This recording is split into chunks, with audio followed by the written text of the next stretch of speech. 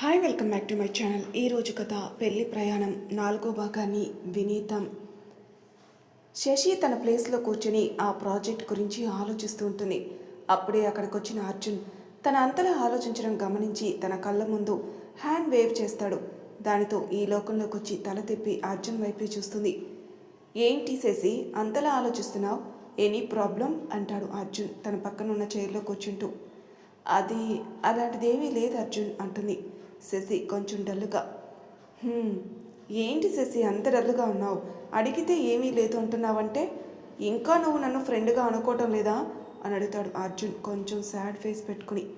అయ్యో అర్జున్, అలాంటిదేమీ లేదు, నేను నిన్ను ఫ్రెండ్ అని అనుకుంటున్నాను, కానీ ఈ విషయం ఎలా అడగాలో అర్థం కావటం లేదు అంటుంది శశి చిన్నగా అర్జున్ బాధపడడం గమనించి.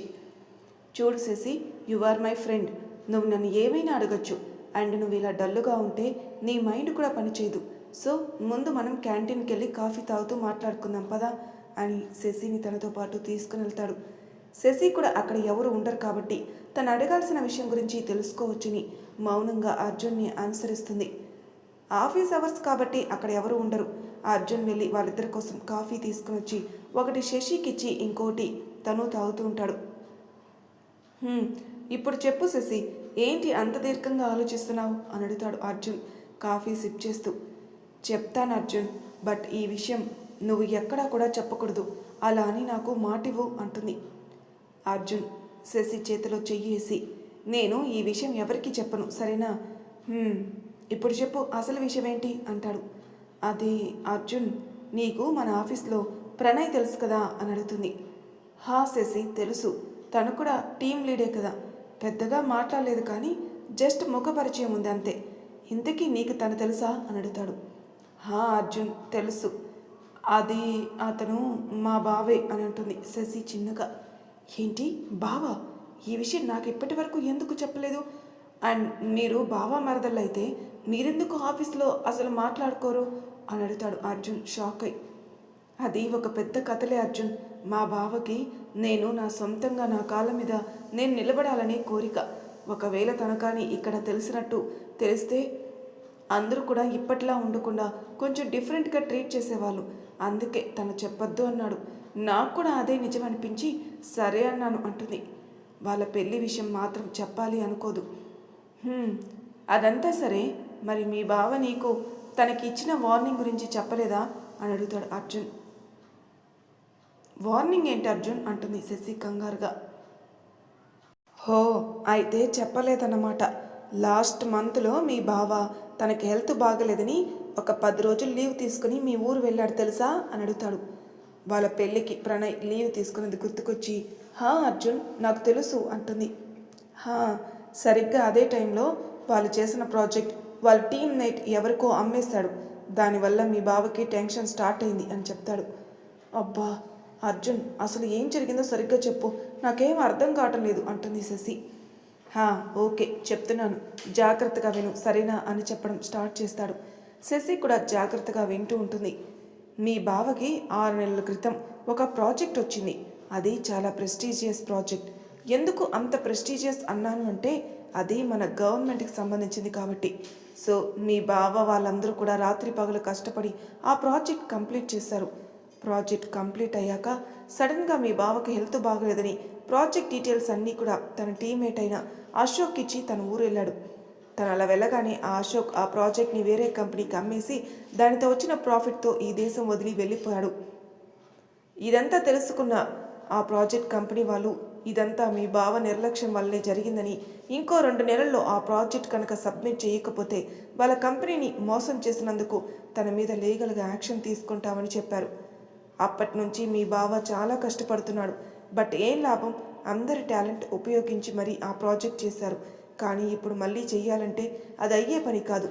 ఒకవేళ చేసినా కూడా ఇంత తక్కువ టైంలో అంత పర్ఫెక్ట్గా చేయడం అనేది ఇంపాసిబుల్. అప్పటి నుండి నీతో ఎలా ఉంటున్నాడో నాకు తెలియదు, కానీ తన టీం వాళ్ళతో మాత్రం చాలా ర్యాష్గా బిహేవ్ చేస్తున్నాడట. ఎవరన్నా చిన్న మాట అన్నా కూడా ఫైర్ అవుతున్నాడట.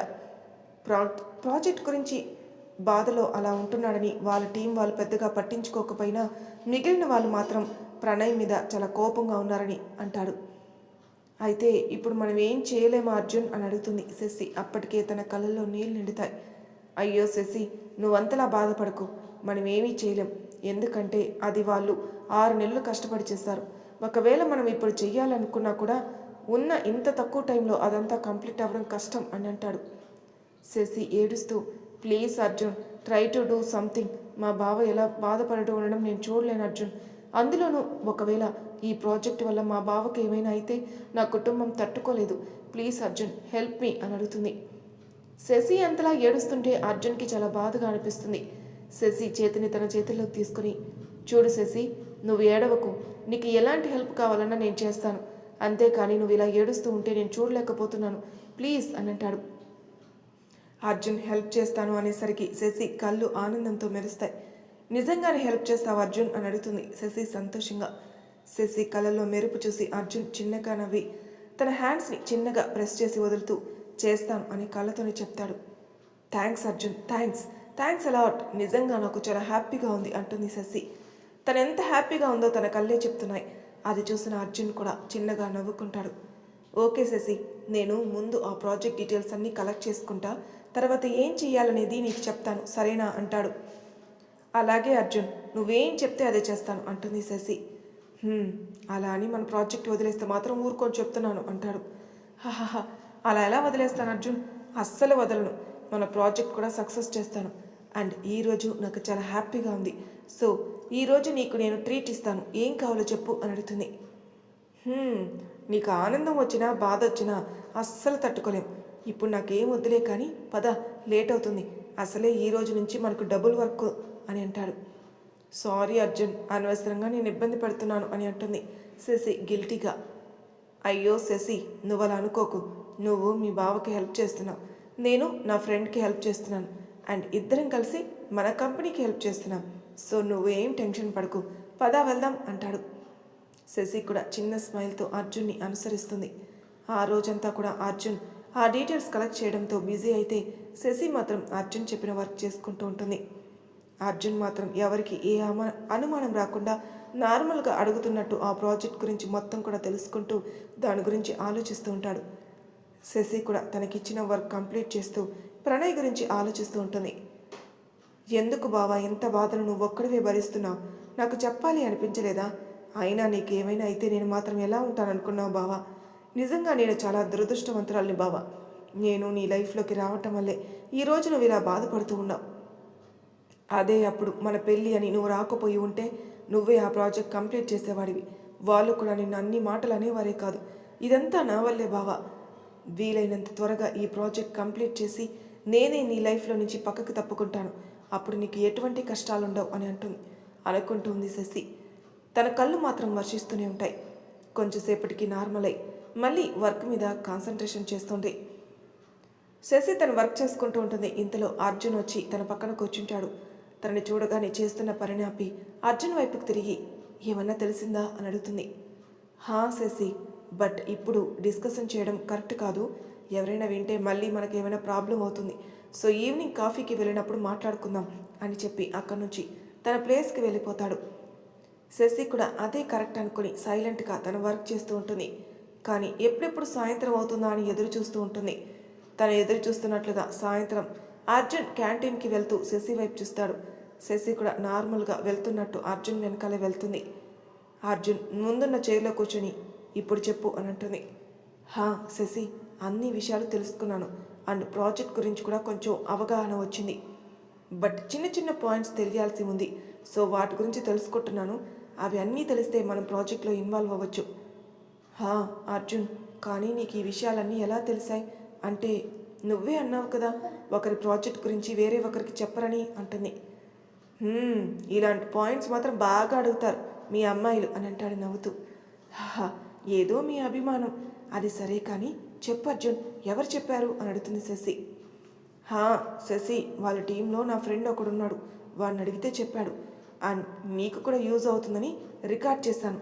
ఇంటికి వెళ్ళాక టైం ఉంటే ఒకసారి విను అని చెప్పి ఆ రికార్డింగ్ శశి ఫోన్కి పంపిస్తాడు. థ్యాంక్స్ అర్జున్, నా కోసం చాలా రిస్క్ చేస్తున్నావు. నిజంగా నీకు ఎలా థ్యాంక్స్ చెప్పాలో అర్థం కావటం లేదు అని అంటుంది శశి ఎమోషనల్ అవుతూ. హే శశి, అలాంటివేమీ వద్దులే కానీ ఇప్పటికి మాత్రం ఒక కాఫీ తీసుకొని రావా అని అడుగుతాడు. శశి చిన్నగా నవ్వి వెళ్ళి కాఫీ తీసుకొని వచ్చి అర్జున్కి ఇస్తుంది. ఇద్దరు కూడా కాఫీ తాగుతూ ఉండగా అప్పుడే హాయ్ అర్జున్ అని ఒక అమ్మాయి గొంతు వినిపిస్తుంది. దానితో శశి అటువైపు తిరిగా అర్జున్ మాత్రం తల పట్టుకుంటూ వచ్చేసిందిరా బాబు అంటాడు. హే అర్జున్, ఏమైంది అలా తల పట్టుకున్నావు అని అడుగుతుంది శశి. మీరు కంగారు పడకండి, నన్ను చూసి అలా ఉన్నాడులే అంటుంది ఆ అమ్మాయి అక్కడికొచ్చి అర్జున్ పక్కనున్న చైర్లో కూర్చుంటూ. శశి తను ఎవరా అన్నట్టు చూస్తుంది.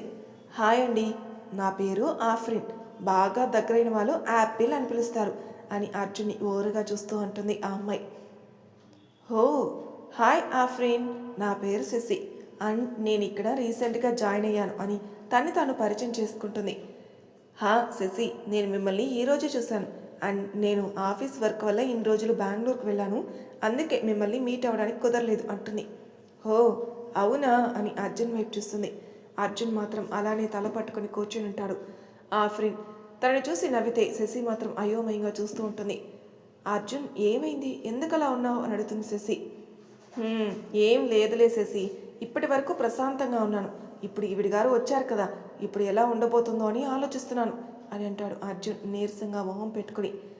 అయ్యో అర్జున్ బంగారం, నువ్వు మరీ అంతలా ఆలోచించకరా, ఈసారి నీ ఊహకు అందని విధంగా ఉండబోతుంది, సో నువ్వు కొంచెం ప్రిపేర్ అయి ఉండు అని అంటుంది ఆఫ్రిన్ నవ్వుతూ.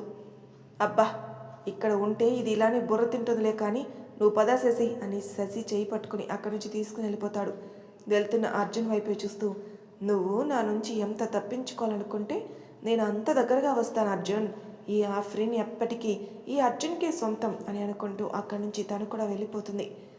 అర్జున్, ఎవరా అమ్మాయి, తనెందుకు నీతో అలా మాట్లాడుతుంది, నువ్వెందుకు ఇలా దూరంగా వచ్చేసావు అని అడుగుతుంది శశి. చెప్పింది కదా, తన పేరు ఆఫ్రిన్, తనకు నేనంటే ఇష్టమంట, అందుకే అది నా చుట్టూ తిరుగుతుంది. అమ్మాయి మంచిదే కానీ కొంచెం తిక్క ఎక్కువే, అందుకే కొంచెం దూరంగా ఉంటాను. అలా అని అందరి దగ్గర అలా ఉండదు, కేవలం నా దగ్గర మాత్రమే దాని పిచ్చి అంతా కూడా నా దగ్గరే చూపిస్తుంది అని ఆఫ్రిన్ వైపు చూస్తూ అంటాడు. మీకు ఫ్యాన్స్ చాలామంది ఉన్నారు సార్ అని అంటుంది శశి నవ్వుతూ.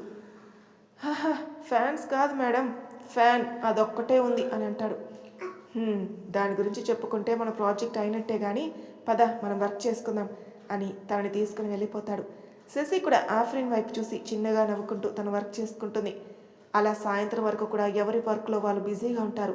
ప్రణయ్ మెసేజ్ చేయడంతో శశి సిస్టమ్ షట్ డౌన్ చేసి అర్జున్కి చెప్పి ప్రణయ్తో కలిసి బయటికి వెళ్ళిపోతుంది. కార్ ఎక్కగానే ప్రణయ్ స్టార్ట్ చేసి డ్రైవ్ చేస్తూ ఉంటాడు. శశి మాత్రం ప్రణయ్ వైపే చూస్తుంది. ఇప్పటి వరకు గమనించలేదు కానీ ప్రణయ్ పెళ్ళి అప్పటికి ఇప్పటికీ చాలా మారిపోయాడు. ఫేస్లో ఎప్పుడు ఉండే నవ్వు లేదు, మొహంలో కూడా కళ తగ్గింది, మనిషి కూడా కొంచెం తగ్గాడు అని అనుకోవాలి. ప్రణయ్ని అలా చూడగానే శశికి చాలా బాధగా అనిపిస్తుంది. తన కళ్ళల్లో నీరు తిరగగా వెంటనే తల పక్కకి తిప్పుకొని కళ్ళు తుడుచుకుంటుంది. ఏమైంది శశి, ఎందుకలా డల్లుగా ఉన్నావు అని అడుగుతాడు ప్రణయ్. శశి డల్లుగా ఉండడం గమనించి, ఏం లేదు బావా, నేను బాగానే ఉన్నాను అంటుంది. లేదు శశి, ఎందుకో నువ్వు బాధపడుతున్నట్టు అనిపిస్తుంది, చెప్పరా ఏమైందో అని అడుగుతాడు ప్రణయ్ లాలనగా. ప్రణయ్ అలా అడిగేసరికి శశికి ఇంకా బాధగా అనిపించి ప్రణయ్ భుజంపై తల పెట్టుకుని తన చేతిని చుట్టుకుని పడుకుంటుంది. శశి ఎందుకో బాధగా ఉందని అర్థం చేసుకున్న ప్రణయ్ ఒక చేతితో శశి తల నిమురుతూ ఇంకో చేతితో డ్రైవ్ చేస్తూ ఉంటాడు. ఎలా బావా, నువ్వు అంత బాధలో ఉండి కూడా నేను బాధపడుతున్నానని తెలుసుకుని నన్ను ఓదారుస్తున్నావు, కానీ నీకు నేను ఏమీ చేయలేకపోతున్నాను బావా అని బాధపడుతూ ఉంటుంది. కొంచెంసేపటికి వాళ్ళ ఇల్లు రావడంతో కారు ఆపుతాడు.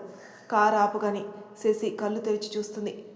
ఇల్లు రావడంతో తను ఎక్కడుందో చూసుకుని కంగారుగా పక్కకి జరిగి కూర్చుంటుంది. సారీ బావా, ఏదో బాధలో ఉండి అని ఇంకేం మాట్లాడలేక సైలెంట్గా తలదించుకుంది. ప్రణయ్ శశి తల ఎత్తి, చూడు శశి, నువ్వు నాకు సారీ చెప్పాల్సిన అవసరం లేదు, నేను నీకు భర్తను కాకముందు బావని, సో అలాంటప్పుడు నీకు నా దగ్గర ఎప్పుడు ఫ్రీడమ్ ఉంటుంది, కాబట్టి నువ్వు నీకు నచ్చినట్టు ఉండు సరేనా అంటాడు. శశి ప్రణయ్ వైపు అలానే చూస్తూ ఉంటుంది. ప్రణయ్ సరేనా అనగానే సరే అన్నట్టు తలూపి తనతో పాటు ఇంట్లోకి వెళ్తుంది. ఇద్దరు కూడా ఫ్రెష్ అయి వస్తారు. శశి కిచెన్లోకి వెళ్ళి ఇద్దరి కోసం కాఫీ తీసుకుని వస్తుంది. ప్రణయ్ కాఫీ తాగాక శశి డిన్నర్ ప్రిపేర్ చేయడానికి వెళ్తూ ఉంటుంది. శశి, ఈరోజు వంట నేను చేస్తాను, నువ్వు రిలాక్స్ అవ్వు అంటాడు ప్రణయ్. బావా, నీకెందుకు శ్రమ, నేను చేస్తానులే అని అంటుంది శశి. ఇందులో శ్రమ ఏమీ లేదులే శశి, ఇంతకుముందు నా వంట నేనే చేసుకునేవాణ్ణి, ఏదో నీ అంత కాకపోయినా పర్వాలేదు, బాగానే చేస్తాను అంటాడు ప్రణయ్. ఆహా, అలా ఏం లేదు బావా, నువ్వు వంట బాగానే చేస్తావు. కానీ నేను అనేది ఇప్పుడు నువ్వు ఎందుకు అంత కష్టపడడం, నేను చేస్తాను కదా అని అంటుంది శశి. లేదు శశి, ఈరోజు నేనే వంట చేస్తాను, నువ్వు కాదు కూడదు అంటే నేను ఈరోజు అస్సలు భోజనమే చేయను అని అంటాడు ప్రణయ్ అలిగినట్టు మొహం పెట్టి. ప్రణయ్ అలా చిన్నపిల్లాళ్ళ అలగడం చూసి శశికి చాలా ముద్దుగా అనిపిస్తుంది. అలాగే ప్రేమగా ప్రణయ్ వైపు చూస్తూ, సరే బావా, కానీ ఒక కండిషన్, నేను నీకు హెల్ప్ చేస్తాను, అలా అయితేనే నువ్వు వంట చెయ్యి, లేకపోతే లేదు అని అంటుంది శశి. ఏదో ఒకటి, నువ్వు నాకు పర్మిషన్ ఇచ్చావు, అది చాలు, పద వెళ్ళి వంట చేద్దాం అని అంటాడు. ఇద్దరు కలిసి కిచెన్లోకి వెళ్ళి వంట చేయడానికి ఏమేమి ఉన్నాయో చూసుకుని వెజిటేబుల్ పులావ్ ఇంకా దానిలోకి పన్నీర్ కర్రీ రైతా చేద్దామని ఫిక్స్ అవుతారు.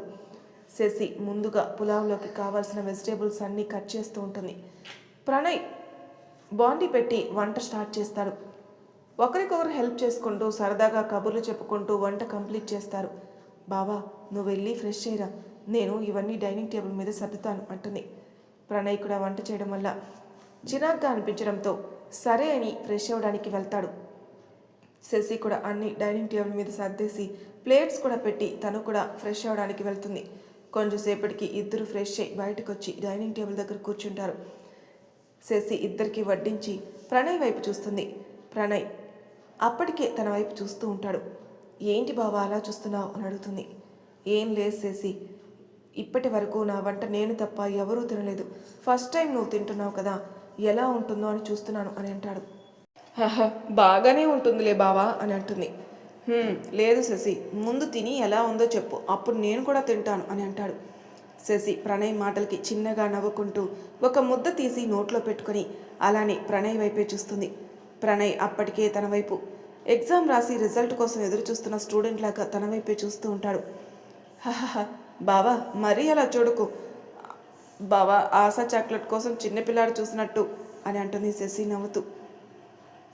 ఏంటి శశి అలా అంటావు, అసలే ఫస్ట్ టైం నా వంట తిన్నావు, కనీసం ఎలా ఉందో కూడా చెప్పకుండా నా మీద ఇలా డైలాగ్స్ వేయడం ఏమైనా బాగుందా అని అంటాడు ప్రణయ్. అయ్యో సారీ బావా, నిజంగా వంట సూపర్గా ఉంది అని అంటుంది శశి ఇంకో ముద్ద పెట్టుకుంటూ. నిజంగా బాగుందా శశి, లేక నేను ఫీల్ అవుతావని అలా చెప్తున్నావా అంటాడు ప్రణయ్. లేదు బావా, నిజంగా చాలా చాలా బాగుంది, కావాలంటే నువ్వు కూడా తిని చూడు అంటుంది శశి తన చేతిలో ముద్ద ప్రణయ్ నోటి దగ్గర పెడుతూ. ప్రణయ్ శశి పెట్టిన ముద్ద నోట్లోకి తీసుకొని, నిజంగా చాలా బాగుంది శశి, పర్లేదైతే నేను కూడా వంట బాగానే చేస్తానన్నమాట అని అంటాడు ప్రణయ్ తింటూ. శశి మాత్రం ప్రణయ్ తన చేతిలోని ముద్ద తినడం దగ్గరే ఆగిపోయి తనలోని తానే సిగ్గుపడుతూ ప్రణయ్ వైపు ప్రేమగా చూస్తూ ఉంటుంది. ఏంటి శశి, ఏం ఆలోచిస్తున్నావు అంటాడు ప్రణయ్. ఆ మాటలకి తేరుకుని ఏమీ లేదు అని చెప్పి తినటం మొదలు పెడుతుంది. ఇద్దరు కూడా సరదాగా కబుర్లు చెప్పుకుంటూ తినడం కంప్లీట్ చేసి ఎవరి రూమ్లోకి వాళ్ళు వెళ్ళిపోతారు. శశి మాత్రం అర్జున్ తనకిచ్చిన డీటెయిల్స్ అన్నీ చెక్ చేస్తూ వాటిలో ఉన్న ఇంపార్టెంట్ పాయింట్స్ అన్నీ నోట్ చేసుకుంటూ ఉంటుంది. తర్వాత కొంచెంసేపటికి నిద్ర రావడంతో అన్నీ పక్కన పెట్టి నిద్రలోకి జారుకొట్టుంది. మరి తర్వాయి భాగంలో ఏం జరగబోతుందో నెక్స్ట్ ఎపిసోడ్లో తెలుసుకుందాం. అంతవరకు నా ఛానల్ సబ్స్క్రైబ్ చేయని వాళ్ళు ప్లీజ్ సబ్స్క్రైబ్ చేసుకోండి, లైక్ చేసి షేర్ చేయండి.